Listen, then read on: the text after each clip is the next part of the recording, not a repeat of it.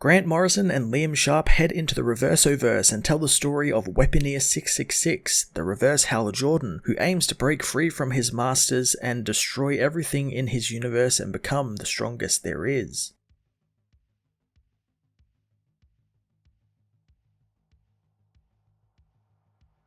Grant Morrison somehow managed to get even weirder here as the Reverso-Verse story kicks off with an issue that is told in reverse, naturally. I quite enjoyed the unique telling of the story backwards, not only because, surprisingly, it made quite a bit of sense, but because it was a close to classic comic story Morrison has done for this entire series, with the simple premise of Hal invading the anti-world with his Green Lanterns in revenge against the Weaponeers attacking his people and Sector General. Fairly standard stuff. I enjoyed it was all told from Weaponeer 666's POV, and we got to learn a little bit more about the character who's been in the series since season 1. Like how in this world, he is in love with Sinestro, and that ends up being one of the catalysts that make the being turn on his masters and cause a revolt. The Weaponeer storyline is quite fantastic and a great reverse of Hal's recent story from last issue, with him doubling down on being a hero and Green Lantern, where we have a character who casts all of that off and intends on killing his masters to do things his own way. It's quite some fantastic parallels.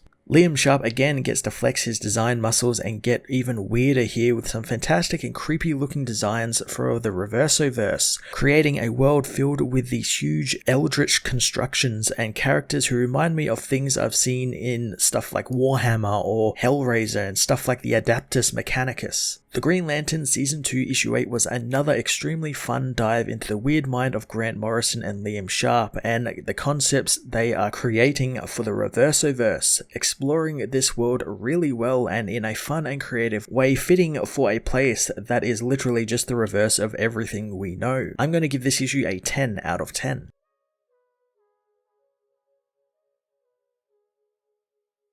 The Green Lantern Season 2 Issue 8 finds Weaponeer 666 ask how much more punishment he can withstand, ordered to tell the unseen beings what happened to the Lightning Forge and to begin at the end. 1 hour earlier, the villain says that it ends as it always does, with the triumph of Squalor and pain and the death of love. Weaponeer 800 says that 666 disgusts her and he's finished thanks to the Lightning Forge laying in ruins. The being says that she will replace him as the sector dictator of 2814 and that he tried to stop 666 and let him walk into the explosion, wanting to be the one to tell the villain that. The Weaponeer already knew that, as Weaponeer 800 says that the Choir Masters want him in the House of Pain now. 10 minutes prior, Hal Jordan confronts Weaponeer 666 in the Lightning Forge, saying that he could easily destroy it. Weaponeer demands that he leaves, as Green Lantern tells the villain to never attack again. 666 thinks that he's showing mercy, but Hal knows that killing would be showing mercy as he takes off. Angered by Hal leaving him alive, Weaponeer 666 blasts the Lightning Forge to pieces. 8 minutes earlier, Hal is attacked by Weaponeer 666, knowing that the hero would return as a shadowy being begs Weaponeer 800 to stop Weaponeer 666. The being is revealed to be Sinestro, who says he knows what 666 has in store for them, the ultimate crime. 15 minutes prior, Hal and the other Lanterns race through the Reverso-Verse, asking if Trill True can do this, but the fellow Lantern says she's got to face down Oral or she will never get over it. They soon reach the Weaponeer capital, racing to confront the villains, who take aim on the heroes. The villains attack, each being confronted by their own Reverso-Verse self. The Weaponeers wonder where 666 is, as 800 knows that they can't trust him, as Trill takes off for her counterpart, who knows that if they touch, they die, playing chicken with them. Trill is angered that 800 took her arm, so it's time for some payback as she rips 800's arm off with a construct. Hal is impressed with the team's victory over the Reverso-Verse counterparts, wanting them to get clear as he heads for the Lightning Forge. Sinestro meanwhile tells 666 not to do this, begging the man not to let it end like this. The Weaponeer says that he was made for war and nothing can change the rules. Sinestro says they don't have to do any of this, but the villain knows that they must. 45 minutes earlier, Power Ring, Superwoman and Ultraman meet with Weaponeer 666, who has delivered a cut of their business. The Weaponeer can smell their sweat, rage and stupidity, and 666 hates their pigsty pigsty of a planet. Before the meeting, he meets with the Bordermen who report an incursion from the plus Matterverse, something 666 wants to deal with. Sinestro wonders if any of this is wise since he provoked the Mattermen and killed a Green Lantern. Sinestro asks what was 666 thinking, as 1 hour before, Sinestro can't believe the Weaponeer told the others that he was torturing Sinestro so they could just spend more time together. Sinestro knows that it's a kind of torture though, and this is just one more way to hurt him since none of this is easy for him, and spending time with his arch enemy in a bathhouse is the last thing he expected. The Weaponeer says enduring pain is a measure of strength, but Sinestro disagrees, wondering how much pain they need and what is 666 prepared to endure to feel secure. He tells the villain that this rendezvous should not have happened between them, and they both know that love only exists in this world to be destroyed, and hasn't the Weaponeer risked enough already? Sinestro pleads with the Weaponeer to come with him to the plus matter universe, since things there are different and they can be done with the pain. 666 says that the Weaponeer creed means pain ennobles them, but losing Sinestro would hurt him more than anything. He tells Sinestro not to be seen and to stay hidden until he's done with Earth 3's ambassadors, since if they knew about him, they would tear him apart. 40 hours earlier, the other Weaponeers confessed that while Weaponeer 666 said that they were hunting Sinestro on the boundary, their real plan was to go and kill Green Lanterns in the Matterverse. Weaponeer 666 knows his decision was made, and their ability to endure pain is the source of all power, and in pain their strength is honed, and one day they will have the strength to strike down the Qua Masters. He knows that he would sacrifice everything he has for this dream and suffer the ultimate punishment and agony. He speaks his oath of hate, death, pain, and kill as he rallies the rest of the Weaponeers for war with the anti-world.